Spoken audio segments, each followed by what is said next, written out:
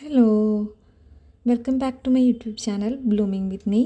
അപ്പം നമുക്കിന്നൊരു സോഫ്റ്റായിട്ടുള്ള നല്ല കുഷ്യൻ പോലത്തെ ഒരു റവ പുട്ടിൻ്റെ റെസിപ്പി നോക്കാം.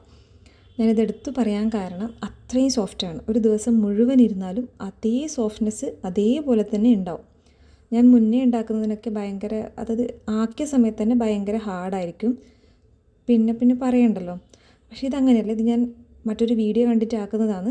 അപ്പോൾ അതിനായിട്ട് ഞാനിപ്പോൾ ഇവിടെ ഒരു 2 ആൾക്ക് വേണ്ടിയിട്ടുള്ള അളവാണ് എടുക്കുന്നത്. അതൊരു 7 പുട്ടിന് കണക്കായിട്ടുള്ള അളവിനുള്ളതാണ് എടുക്കുന്നത്.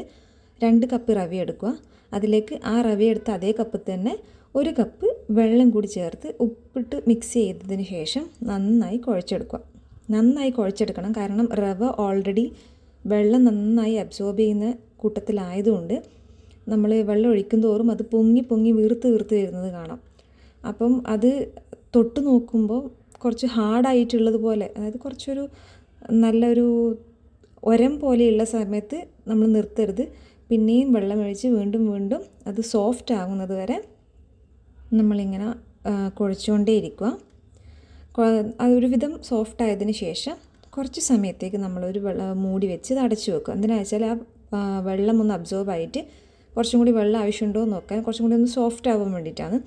അപ്പം മാറ്റി വെച്ചൊരു 10 മിനിറ്റ് മാറ്റിയതിന് ശേഷം വീണ്ടും അത് നന്നായിട്ടൊന്ന് മിക്സ് ചെയ്ത് കൊടുക്കുക. ആ മിക്സിങ്ങിൽ ഇപ്പോൾ കട്ട പിടിച്ച പോലെ കാണുന്നുണ്ടാവും. സാരമില്ല, അത് പ്രശ്നമുള്ളതല്ല. കാരണം നമ്മളത് നെക്സ്റ്റ് സ്റ്റെപ്പ് ചെയ്യുമ്പോൾ മാറിക്കോളും. ഇനി ഞാൻ അതിപ്പോൾ ഡയറക്റ്റായിട്ട് പുട്ടുകുറ്റിയിലേക്ക് മാറ്റിയിട്ട് ആവി കൊള്ളിക്കുകയാണ് ചെയ്യുന്നത്. ഇപ്പം ഞാനിതിൽ തേങ്ങ ചേർത്തിട്ടില്ല. ഈ ഒരു രീതിയിൽ സാധാരണ നമ്മൾ ആവി പോകുന്ന ആ സമയത്ത് എടുത്തിട്ട് ഒരു പ്ലേറ്റിലേക്ക് മാറ്റുക. ഇനി ഇത് പെട്ടെന്ന് തന്നെ ഒന്ന് ഉടച്ചെടുക്കുക.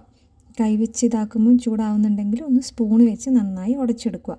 എന്താണെന്ന് വെച്ചാൽ നമുക്ക് ഈ കട്ട ഇനി മിക്സിയിലിട്ട് ഒന്ന് പൊടിച്ചെടുക്കണം. അതായത് നമ്മൾ സാധാ പുട്ടുപൊടി എങ്ങനെയാണോ ഉണ്ടാവുക അതുപോലെ നമുക്ക് കിട്ടും. അപ്പോൾ ഞാനിത് മിക്സീൻ്റെ ജാറിലേക്ക് മാറ്റി പൊടിച്ചെടുത്തിട്ടുണ്ട്. നിങ്ങൾക്ക് കാണാൻ പറ്റുന്നുണ്ടാവുമായിരിക്കും. നേരത്തെ ഒരുപാട് കട്ടകളുണ്ടായിരുന്നു. ഇപ്പം ഒരു കട്ട പോലും ആ ഒരു പൊടീൻ്റെ അകത്ത് കാണാനില്ല. ഇത് ഞാൻ നോക്കി, നല്ല സോഫ്റ്റായിട്ടാണ് നമുക്ക് ഇങ്ങനെ വേവിച്ചതിന് ശേഷം മിക്സിയിലൊന്ന് പൊടിച്ചെടുത്താൽ നമ്മുടെ പുട്ടുപൊടി കിട്ടുക. ഇനിയിപ്പോൾ പ്രത്യേകിച്ചൊന്നും ചെയ്യാനില്ല. ഇത് ഡയറക്റ്റ് നമ്മൾ സാധാ പുട്ട് ചുടുന്നത് പോലെ പുട്ടുപാനിയിലേക്ക് തേങ്ങേൻ്റെ ഇതിടുക. അതിന് ശേഷം ഒരു പുട്ടിന് കണക്കായിട്ടുള്ള മാവിട്ട് കൊടുക്കുക. പിന്നെയും തേങ്ങ ഇട്ട് കൊടുക്കുക. പിന്നെയും മാവിട്ട് കൊടുക്കുക. അങ്ങനെ ചെയ്ത് പുട്ട് നിറഞ്ഞതിന് ശേഷം നമ്മൾ ആവി കയറ്റി വേവിക്കുക. പിന്നെ ശ്രദ്ധിക്കേണ്ട ഒരു കാര്യം എന്ന് വെച്ചാൽ ഇത് ആവി കയറ്റി വെന്ത് കഴിഞ്ഞ പാടെ ഡയറക്റ്റ് എടുത്തിട്ട് പുട്ടും കുട്ടിയിൽ നിന്ന് തള്ളിയിടരുത്. കാരണം അത് ഭയങ്കര സോഫ്റ്റാണ്. ഞാൻ പറഞ്ഞല്ലോ, സോഫ്റ്റ് പുട്ടാണ്. അപ്പം നേരെ ഡയറക്റ്റ് മാറ്റിയുള്ള അവസ്ഥ ഇപ്പം കണ്ട പോലെ ഇരിക്കും. ഇത് ഒരു 10 മിനിറ്റ് കഴിഞ്ഞതിന് ശേഷം ഞാൻ ഒന്ന് പുട്ടുകുറ്റിയിൽ നിന്ന് പുട്ട് മാറ്റി കൊടുക്കുന്നതാണ്.